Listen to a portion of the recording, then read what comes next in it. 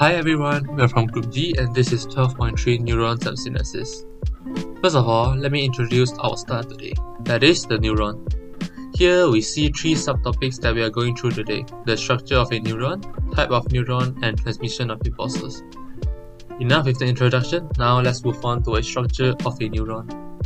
Here we see a neuron. Note that there are billions of neurons in our body. First and foremost, let's talk about the cell body. The cell body is the most important part of a neuron as it is the cell's life support center, and it consists of a nucleus and cytoplasmic projections called dendrites. The cell body is responsible for integrating signals and coordinating metabolic activities. Dendrites. Dendrites are these branches that grow out of the cell body. Its purpose is to receive nerve impulses from other neurons or external environments and send impulses to the cell body. Then we have the axon, that is this long branch, and it passes messages from the cell body to other neurons, muscles, and glands.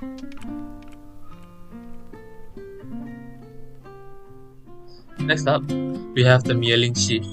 It acts as a cover for the axon and it speeds up neural impulses.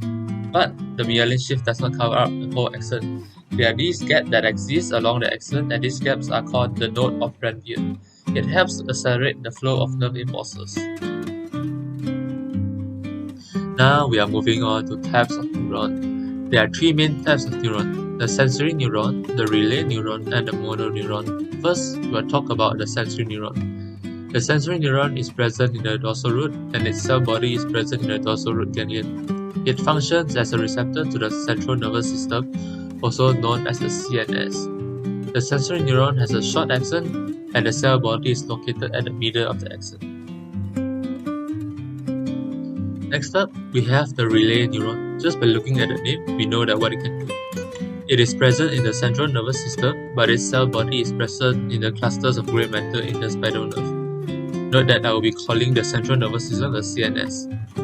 As I said, it functions as the name says. The neuron connects the sensory neuron and the motor neuron, and it relays nerve impulses from the sensory neuron to the CNS, and from the CNS the nerve impulses get sent to the motor neuron.